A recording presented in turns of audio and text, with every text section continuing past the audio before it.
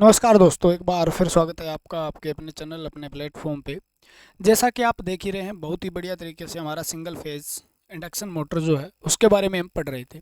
यानी वो एक लेक्चर हुआ था, उसके अंदर इस चैप्टर में ज़्यादा क्वेश्चन थे, तो इसलिए सोचा भी आपको सारे करवा दिया जाए और थोड़ा सा अच्छा टाइम देके, ताकि क्योंकि मशीन से ज़्यादा घबराते हैं बच्चे, ये समझ में नहीं आती है। लेकिन इतना दिमाग में इतना रिपीट कर करके इतना दिमाग में बैठा देंगे भी, पेपर में जब क्वेश्चन आएगा ना, बिल्कुल हलवा सा लगेगा, ये तो हमने बहुत बार पढ़ा हुआ है।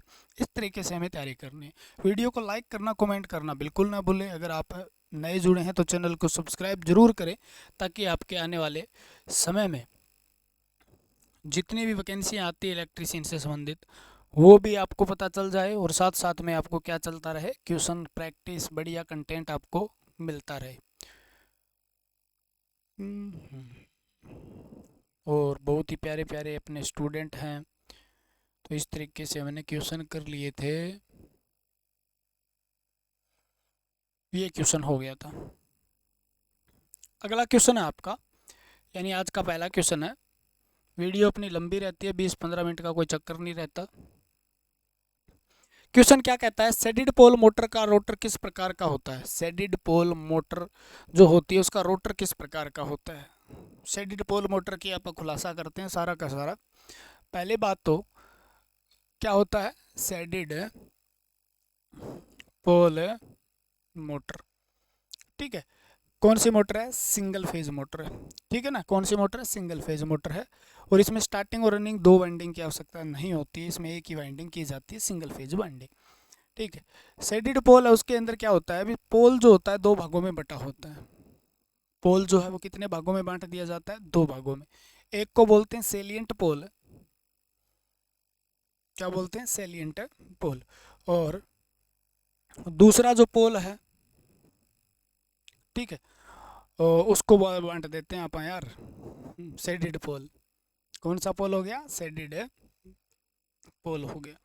सेलिएंट पोल है वो 2/3 हिस्सा होता है, ठीक है। टोटल का 2/3 हिस्सा होता है, जिसके ऊपर कौन सी वाइंडिंग की जाती है, मेन वाइंडिंग की जाती है। कौन सी वाइंडिंग होती है, मेन वाइंडिंग की जाती है, जिसको किससे जोड़ा जाता है, सिंगल फेज सप्लाई से जोड़ा जाता है, ठीक है। सेडिड पोल है वो कितना हिस्सा होता है, बच गया 1/3 भाग होता है इसका टोटल पोल का, ठीक है। और इसके ऊपर कॉपर की वाइंडिंग की जाती है, किसकी की जाती है, कॉपर की वाइंडिंग की जाती है। वाइंडिंग क्या की जाती है, जिसको हम क्या कहते हैं, शॉर्ट रिंग बोल देते हैं। क्या बोल देते हैं, एक रिंग सी चढ़ी होती है तार की, और इसके अंदर जो पैदा होता है ईएमएफ उत्पन्न होता है।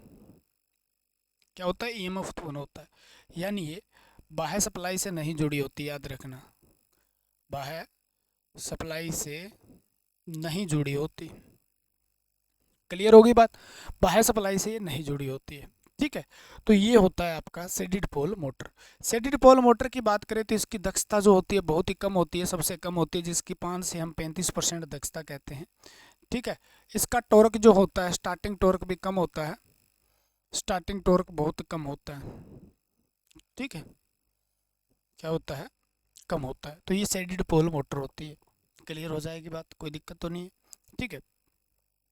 इसकी घूमने की दिशा जो होती है, मोटर के घूमने की दिशा, जो क्वेश्चन पूछे जाते हैं मैं आपको बता देता हूँ, यहाँ से बाहर क्वेश्चन देखो उन्होंने मिलेगा। घूमने की दिशा होती है सेलिएंट पोल से, सेलिएंट पोल से सेडिड पोल की ओर,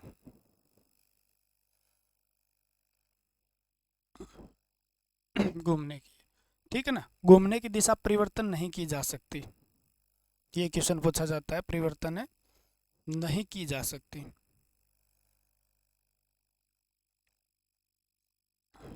क्लियर है। और इसका यूज कहाँ होता है, तो यूज होता है इसका घड़ी में, खिलौने में, खिलौने में, और आपका हेयर ड्रायर में, बस, ठीक है। और इसका रोटर होता है वो कैसा होता है, स्क्विरल केज प्रकार का होता है, स्क्विरल केज। और रोटर का प्रयोग इसमें किया जाता है। इससे फालतू क्वेश्चन आपको देखने को नहीं मिलेंगे, जो चीज़ें बता दी, शेडिड पोल के सारे क्वेश्चन कवर है, हो जाएंगे। तो स्क्विरल केज किस प्रकार का होता है, स्क्विरल केज प्रकार का होता है। Shaded pole rotor single phase motor है, दो पोल होते हैं। पोल आपको पहले वीडियो के अंदर आपको बताए भी थे किस तरीके से एक साइडेड पोल होता है, एक छोटी सी। बाकी आप थ्योरी के अंदर इसको कवर करते हैं। गला थोड़ा खराब हो गया ठंडा पानी पीने से। शेडेड पोल मोटर में बड़े भाग को क्या कहा जाता है? तो शेडेड पोल मोटर में बड़े भाग को क्या कहा जाता है? ठीक है, एक बार मैं दोबारा बता देता हूँ आपको।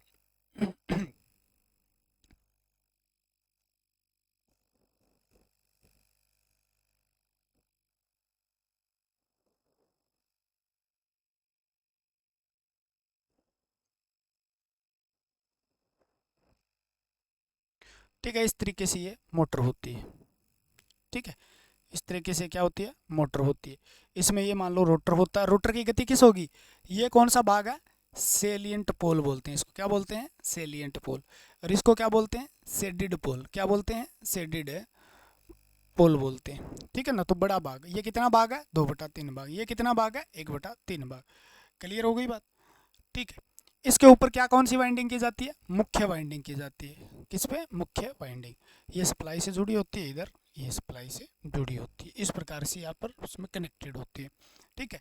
इसके ऊपर भी क्या की जाती है? शेडेड पोल पे एक वाइंडिंग की जाती है। इस प्रकार से कॉपर की रिंग डाल दी जाती है, तो उसे हम बोलते हैं कॉपर रिंग। क्लियर है? शॉर्ट सर्किट होती है ये। मोटर की गति किस तरफ होती है? सेलिएंट, सेलिएंट से शेडेड की ओर। गति परिवर्तन नहीं की जा सकती क्योंकि हम शेडेड पोल को नहीं बदल सकते हैं। तो ये होती है। तो बड़े भाग को क्या कहते हैं? छोटे भाग को क्या कहते हैं? मुख्य वाइंडिंग कहाँ की जाती है? कॉपर की रिंग कहाँ डाले जाते हैं? ठीक है, तो ये होता है। तो क्या बोलेंगे? सेलिएंट पोल।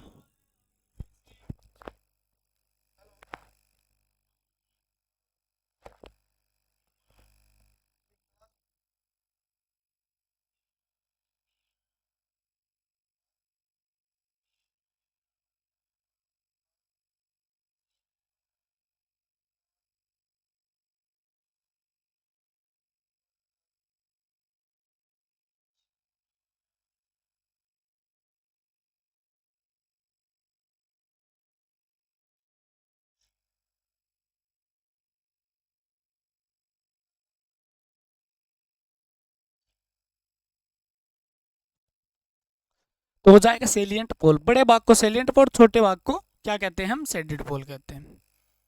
छोटा भाग, बड़ा भाग। बड़ा मतलब 2/3 भाग, छोटा मतलब 1/3 भाग।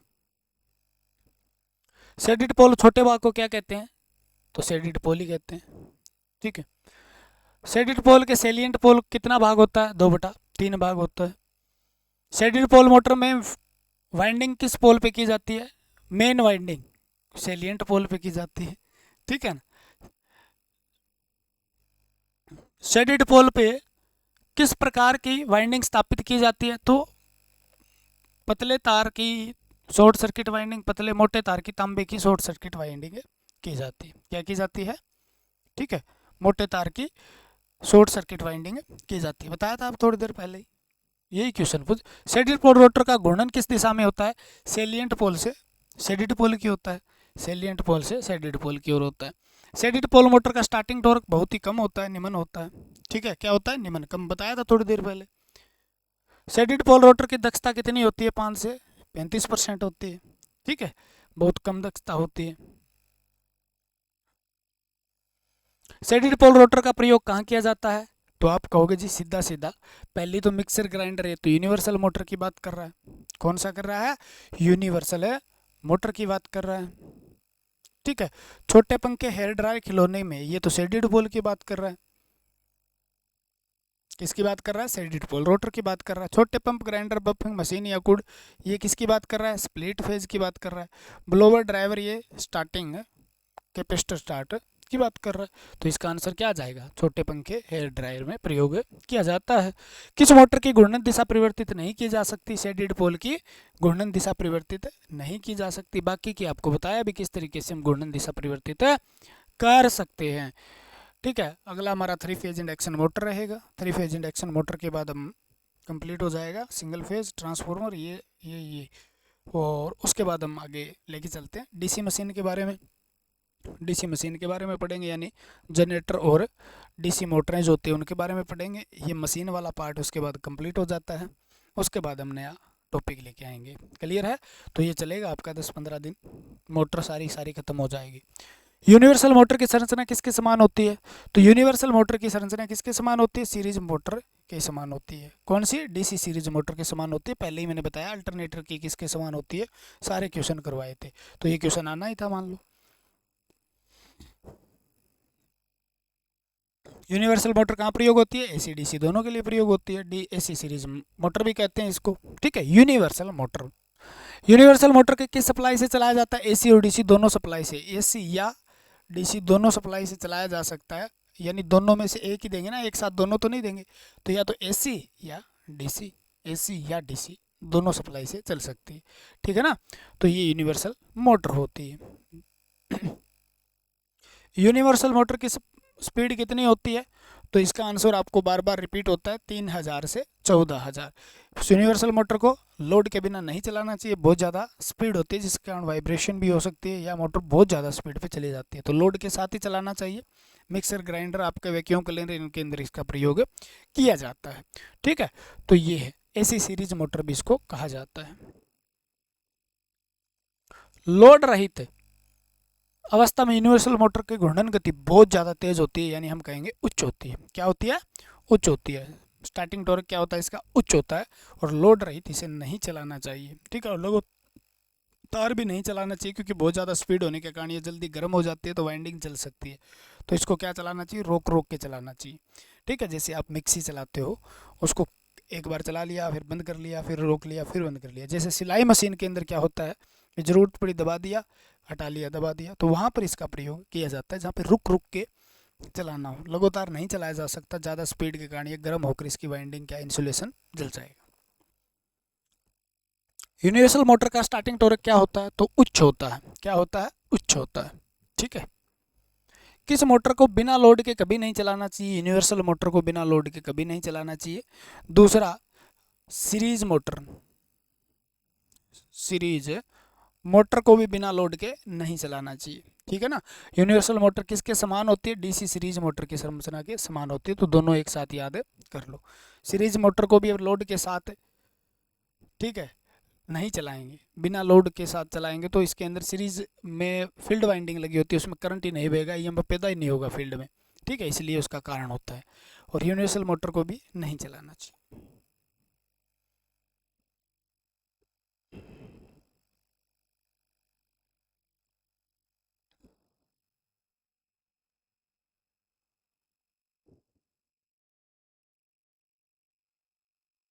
यूनिवर्सल मोटर का प्रयोग कहाँ किया जाता है?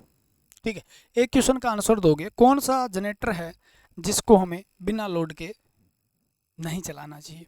ठीक है, कौन सा जनरेटर जिसको बिना लोड के नहीं चलाना चाहिए? क्लियर है? आंसर दोगे।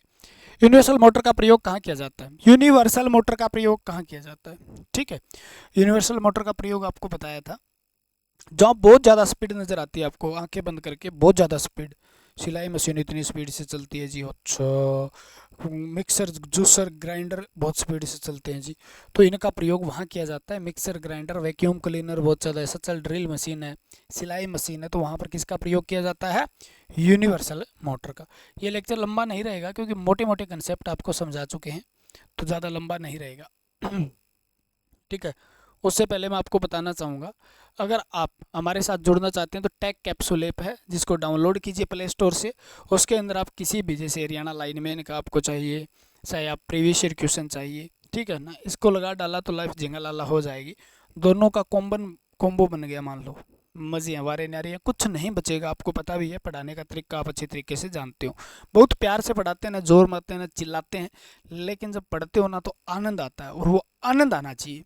जब पढ़ रहे हो ना तो आनंद की अनुभूति होनी चाहिए भी, हा मज़ा आ रहा है, तो वो मज़ा आएगा ना तो अपने आप याद हो जाएगा, ये बहुत चीज़ें आसान लगेगी। क्योंकि जब बोर हो जाते हैं कोई चीज़ से, तब हमें क्या लगता है, उसे करना मुश्किल लगता है। जब आनंद आ रहा है कोई चीज़ के अंदर तो वो मुश्किल नहीं होती, क्योंकि आप मेहनत करना अच्छी भली भांति जानते हो। तो हमारे साथ यहाँ जुड़ सकते हैं अगर जुड़ना चाहो तो।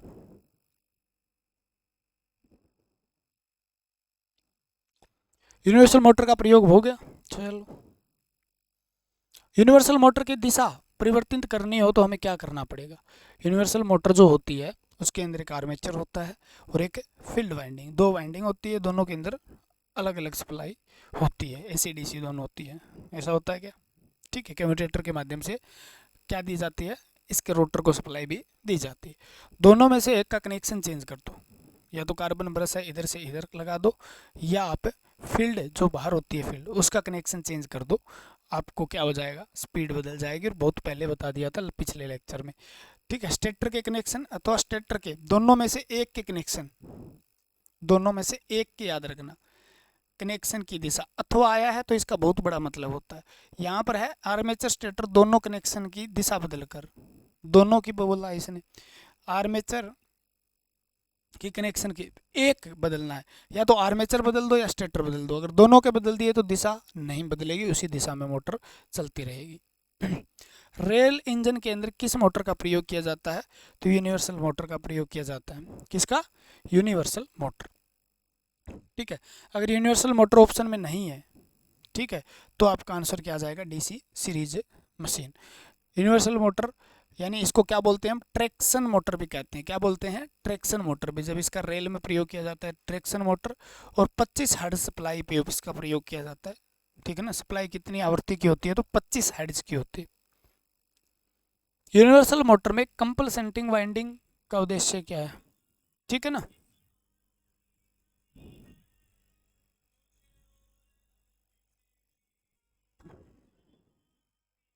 एक क्वेश्चन जो है इसका आंसर आप दीजिए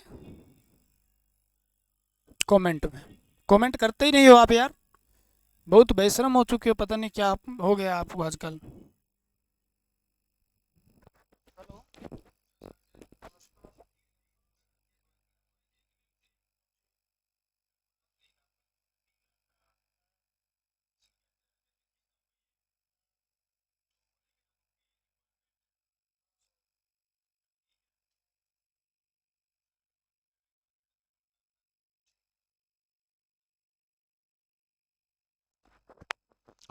क्लियर है? तो इसका आंसर आप दीजिए कमेंट में। बहुत ही प्यारा क्वेश्चन है, बाकी आपको समझ में आ जाएगा कि जब डीसी मशीनें करेंगे तो इसके अंदर पूरा कंप्लीट हो जाए। किस सिंगल फेज मोटर की घूर्णन दिशा का परिवर्तन कनेक्शन को बदलकर नहीं किया जा सकता? तो वो होती है शेडेड पोल। शेडेड पोल को कनेक्शन बदलने पर उसकी मोटर की दिशा में कोई भी परिवर्तन नहीं होता, यानी शेडेड पोल मोटर की दिशा में परिवर्तन करना मुश्किल है। ठीक है ना, मुश्किल है। बनावट के समय हम कर सकते हैं भी कौन सी दिशा में चलानी है। क्या है, बनावट के समय में ये कर सकते हैं भी कौन सी दिशा में चलानी है। ठीक है, उस समय हम पोल का निर्माण कर लेते हैं, तो बनाने के बाद इसकी दिशा में परिवर्तन नहीं होता है।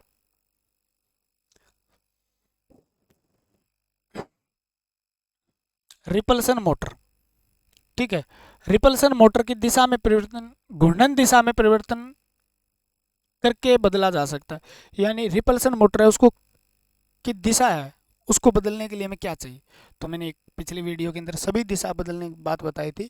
रिपल्सन मोटर के अंदर हम क्या कर सकते हैं, ब्रश को 20 डिग्री दाएं या 20 डिग्री बाएं खिसका कर, यानी इधर से इधर खिसका दें या इधर से इधर खिसका दें, तो उसकी दिशा में क्या हो जाता है, परिवर्तन हो जाता है। यानी जिस दिशा में वो घूम रही है उसके उल्टी दिशा में घूमनी शुरू हो जाती है। वो होती है रिपल्सन प्रतिकर्षण मोटर, जो प्रतिकर्षण के सिद्धांत पे काम करती है। क्या करती है? प्रतिकर्षण के सिद्धांत पे काम करती है। ठीक है, ब्रश की स्थिति बदलकर उपरोक्त में से कोई कंपनसेटिंग इंटरपोल, तो आप कहोगे ब्रश की स्थिति बदल, कार्बन ब्रश है उसकी स्थिति बदलकर हम क्या कर सकते हैं, उसको दिशा में परिवर्तन कर सकते हैं। ठीक है ना, ये इस प्रकार से कम्यूटेटर पे ब्रश लगे होते हैं। मान लो ये कम्यूटेटर है, इसके ऊपर क्या लगे होते हैं, ब्रश लगे होते हैं। तो ये क्या है, कम्यूटेटर होता है। क्या होता है? कम्यूटेटर होता है। और इस कम्यूटेटर के ऊपर लगे होते हैं ब्रश, इस प्रकार से इस तरीके से ब्रश लगे हैं। ठीक है, इस तरीके से ब्रश लगे हैं आमने सामने। तो ये क्या है, कार्बन ब्रश है। ठीक है, और ये जुड़े होते हैं इस तरीके से आपस में, तो इसको बोलते हैं जम्पर। है तो तारी, जम्पर। ठीक है, जम्पर। तो जम्पर, इसको हम क्या कर दें, 20 डिग्री इधर कर दें या 20 डिग्री इस तरीके से इधर कर दें, तो गति जो घूम रही है उस दिशा में, उल्टी दिशा में घूमनी शुरू हो जाएगी। थ्योरी पढ़ी है तो आपको और अच्छे तरीके से पता होगा। ठीक है, ये कम्यूटेटर होता है। और कम्यूटेटर किसका बना होता है, तांबा का बना होता है। ठीक है। कम्यूटेटर तांबा का बना होता है। इसके बीच में ये जो नज़र आ रही है ये होता है अचालक पदार्थ यानी इंसुलेटर होता है, जो किसका बना होता है, माइका का बना होता है, ब्रक। ठीक है, बहुत पढ़ेंगे अब ये डीसी मशीन के अंदर इसकी यहाँ पर रेल बना देंगे। इसके 10 क्वेश्चन बनते हैं, 10 के 10 मैं आपको ऐसे बताऊंगा, याद हो जाएंगे। ठीक है, हो जाएंगे याद, कोई दिक्कत नहीं है। सिंगल फेज या 3 फेज परिपथ में न्यूट्रल का रंग कैसा होता है?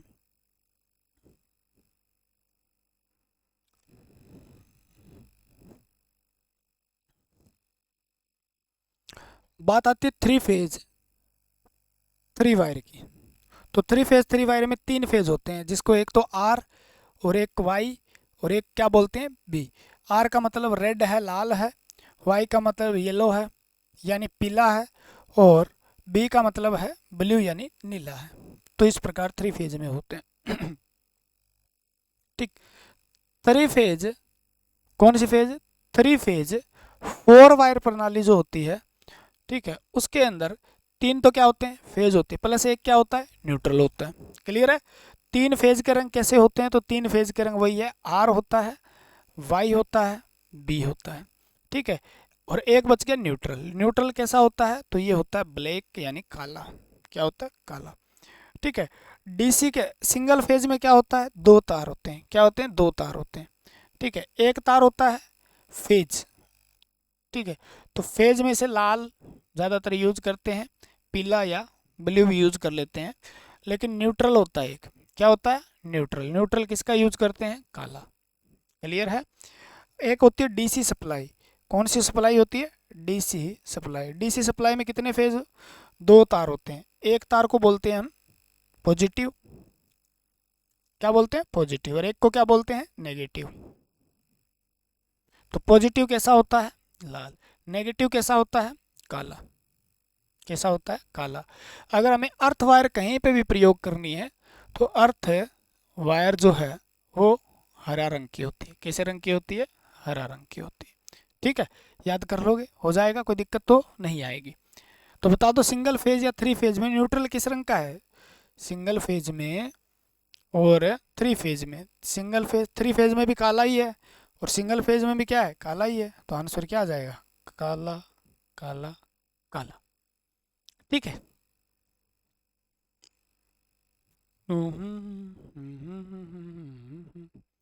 आमतौर पर छोटे एयर कंप्रेसर में इस्तेमाल किए जाने वाला एक सिंगल फेज मोटर है। एयर कंप्रेसर है उसमें, आमतौर पर छोटे एयर कंप्रेसर में प्रतिष्ठम मोटर, संधारित्र स्टार्ट तथा संधारित्र रन मोटर, यूनिवर्सल मोटर, छाया की ध्रुव मोटर। तो आपको हो गए छोटे कंप्रेसर जो है उसके अंदर किस प्रकार की मोटर का प्रयोग होता है? तो प्रतिष्ठम। ठीक है, तो उसके अंदर क्या होता है? संधारित्र स्टार्ट, संधारित्र रन मोटर का प्रयोग होता है। अधिकांश सिंगल फेज मोटरें में कौन सी वाइंडिंग की जाती है? ठीक है ना, basket, diamond, concentric, chain winding. तो बास्केट वाइंडिंग ज़्यादातर 3 फेज वाइंडिंग है। ठीक है, डायमंड वाइंडिंग उच्च क्षमता वाली, उच्च क्षमता यानी हाई कैपेसिटी वाली जो मोटर है उसमें 3 फेज में की जाती है। कॉन्सेंट्रिक वाइंडिंग सिंगल फेज को प्राथमिकता दी जाती है। चेन वाइंडिंग अलग प्रकार की 3 फेज मोटरों में होने वाली ऐसी वाइंडिंग है। ठीक है, तो ये भी किस में की जाती है? 3 फेज के अंदर। कॉन्सेंट्रिक वाइंडिंग क्या की जाती है? ज़्यादातर सिंगल फेज मोटर में की जाती है।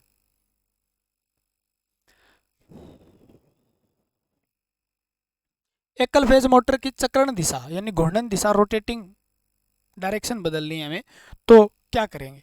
तो हमें फेज क्रम को उल्टना तो मतलब ही नहीं है, संधारित्र को परस्पर बदलना मतलब ही नहीं है, फेज व न्यूट्रल परस्पर बदलना नहीं, रनिंग व स्टार्टिंग वाइंडिंग के टर्मिनल या दोनों में से एक के टर्मिनल को बदल के हम क्या कर सकते हैं? उसकी दिशा परिवर्तन कर सकते हैं।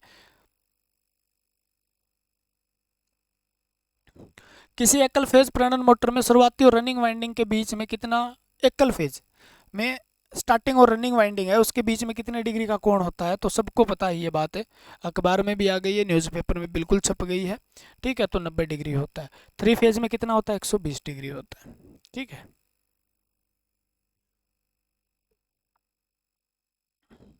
स्टेपर मोटर एक प्रकार की मोटर होती है, सिंगल फेज मोटर होती है। कौन सी होती है? Single phase. बताया था stepper motor, hysteresis motor, repulsion motor, reluctance motor, hysteresis motor, split phase motor, capacitor start motor, capacitor start capacitor run motor, और आपका एक होता है परमानेंट कैपेसिटर मोटर। ये सारी की सारी क्या होती है, सिंगल फेज इंडक्शन मोटर होती है। तो ये कौन सी है, सिंगल फेज इंडक्शन मोटर। ठीक है, single phase. Squirrel cage motor और स्लिप रिंग इंडक्शन मोटर, ये 3 फेज मोटर होती है। 3 फेज कौन सी है, एक तो होती है स्क्विरल केज मोटर केज, और एक होती है slip ring motor.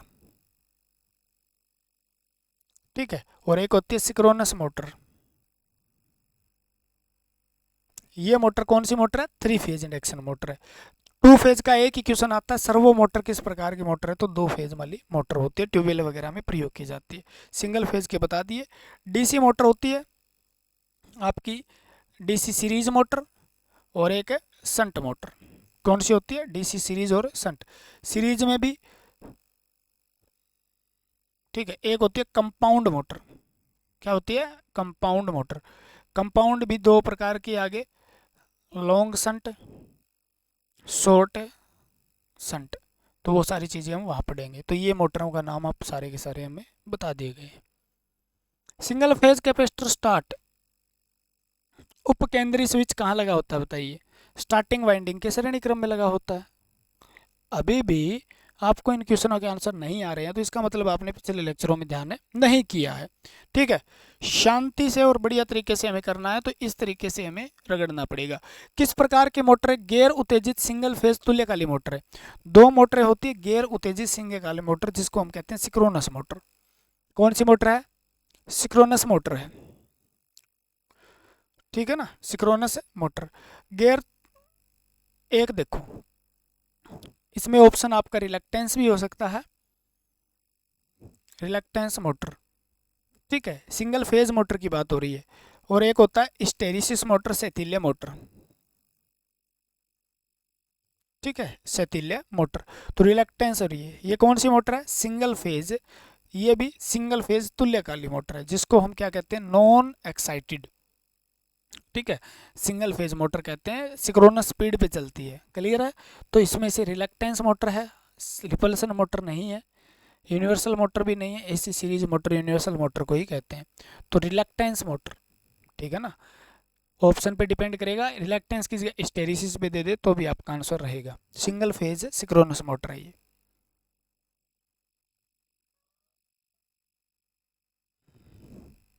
Universal motor को डीसी आपूर्ति पर एक एसी मोटर के रूप में चलाने पर कम्यूटेशन को हटा दिया जाता है। यानी कम्यूटेशन को हटाने के लिए हम किस विधि का प्रयोग करते हैं, मेन चीज़ ये है भी, जब हम डीसी सीरीज मोटर है उसको प्रयोग करना है हमें यूनिवर्सल मोटर की तरह।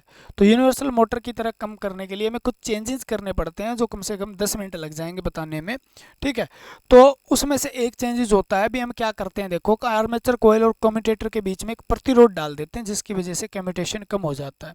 ठीक है, कम्यूटेशन कम हो जाता है। एयर गैप भी कम करना पड़ता है हमें, क्या करना पड़ता है, एयर गैप भी कम करना पड़ता है। वायरिंग की चीज़ें भी अलग अलग बदलनी पड़ती है, ताकि आर्मेचर रिएक्शन को कम करने के लिए। तो कई चीज़ें हम करते हैं जब डीसी सीरीज मोटर को एसी के रूप में परिवर्तन करते हैं। ठीक है, तो उसमें से एक आपका हो जाएगा आर्मेचर कॉइल और कम्यूटेशन के बीच, कम्यूटेटर जो होता है उसके बीच में एक प्रतिरोध डालते हैं। ठीक है, जिससे कम्यूटेशन क्या हो जाता है, कम हो जाता है, ना के बराबर। ठीक है, सल्ट गया आज तो आधे घंटे में। तो ये था। ठीक है, तो ये क्वेश्चन थे कुछ आपके, और क्वेश्चन भी हैं, ऐसा नहीं है भी इतने ही क्वेश्चन है। क्वेश्चन ये है आपके 1 शॉट के, जिसके अंदर आपको मोटा मोटा रिवीजन हो जाता है। ठीक है, पूरा टोटल करने के लिए कम से कम सिंगल फेज के मैंने प्रीवियस ईयर क्वेश्चन करवाए हैं 400 500 400 300 400 क्वेश्चन आराम से प्रीवियस ईयर क्वेश्चन के अंदर करवाए हुए हैं, ऐप के ऊपर रिकॉर्डेड है। उसके अंदर एक एक क्वेश्चन को पूरी डिटेल से समझाया, बहुत बढ़िया तरीके से समझाया है। जो भी प्रीवियस ईयर क्वेश्चन कहीं पे भी आया, चाहे यूपीपीसीएल TG2 में आया हो, चाहे रेलवे में आया हो, रेलवे टेक्नीशियन में हो, रेलवे LP में आया हो, कहीं पे भी आया हो, वो क्वेश्चन हम सारे के सारे क्वेश्चन हमने वहाँ पर किए सिंगल फेज के, और बिल्कुल डिटेल से किए हैं। कम से कम 5 से 6 लेक्चर वहाँ पे होंगे, 4-5 लेक्चर आराम से आपको मिलेंगे, जिसमें एक एक लेक्चर में कितने क्वेश्चन किए हैं। ठीक है, तो सारे टोटल क्वेश्चन करने हैं, किसी भी चैप्टर के करने हैं, सारे चैप्टर के कंप्लीट है वहाँ पर, सारे जो टॉपिक हैं जितने भी आपके बनते हैं। इलेक्ट्रीशियन में, तो उनके क्वेश्चन वहाँ पर है टेक कैप्सूल ऐप पे प्रीवियस ईयर क्वेश्चन। ठीक है, डिस्क्रिप्शन में लिंक है, तो आप उसको ज्वाइन भी कर सकते हैं। और आपको पढ़ना है तो आपको मज़ा ना आए तो कह देना sir previous year question batch से हम जुड़े थे और हमें मज़ा नहीं आया। ठीक है, हरियाणा लाइनमैन का जो अपना बैच था उसके अंदर प्रीवियस ईयर क्वेश्चन जिस बच्चे ने लिया था वो सिलेक्शन ले गया था, और अच्छे नंबर से सिलेक्शन ले गया था अगर उसने रिवीजन कर लिया उसका, क्योंकि उसके अंदर इतना कुछ है, उसमें क्रैश कोर्स भी है थ्योरी का, उसके साथ में उसमें प्रीवियस ईयर क्वेश्चन भी है, उसमें टेस्ट भी है। ठीक है, अलग अलग सारी चीज़ें, क्योंकि जो चीज़ बच्चों को चाहिए वो सारी उसके अंदर लगभग मिल जाती है, और बंदा हो जाता है फिर कॉन्फिडेंस, पूरा का पूरा कॉन्फिडेंस उसके अंदर इतना इम्प्रूव होता है भी, या मुझे क्वेश्चन आते हैं और वही क्वेश्चन रिपीट होते हैं। आपको पता है 70 से 80% क्वेश्चन लगभग प्रीवियस ईयर क्वेश्चन रहते हैं, कोई भी एग्जाम आप देते हो इलेक्ट्रीशियन का। ठीक है, क्योंकि लगभग उसमें 10,000 के लगभग आपको क्वेश्चन बताए गए हैं, 10,000 में से ज़्यादा रह क्या जाएगा, तो आप वहाँ जुड़ सकते हैं। ठीक है, और बाकी हम करते रहेंगे, ये सीरीज चलती रहेगी राम आराम से, ताकि आपकी कंटिन्यूटी बनी रहे। जिसको यहाँ से पढ़ना है यहाँ से पढ़िए, वहाँ से पढ़ना है तो वहाँ तो मिलेगा ही एक्स्ट्रा, उसमें कुछ नहीं है। ठीक है, तो आज के लिए इतना ही। जय हिंद जय भारत, मिलते हैं अगले वीडियो के साथ। भगवान आपका भला करे, जल्द से जल्द आपको प्यारी सी नौकरी दे, आप स्वस्थ रहें मस्त रहें, ऐसे ही बढ़िया तरीके से तैयारी करते रहें, और एक दिन आप ज़रूर सफल होंगे, क्योंकि आप में जुनून है, जज्बा है, और आप जज्बाती तो बहुत खतरनाक हैं ही, तो आप छोड़ोगे नहीं, कुछ ना कुछ कर दिखाओगे। धन्यवाद, जय हिंद।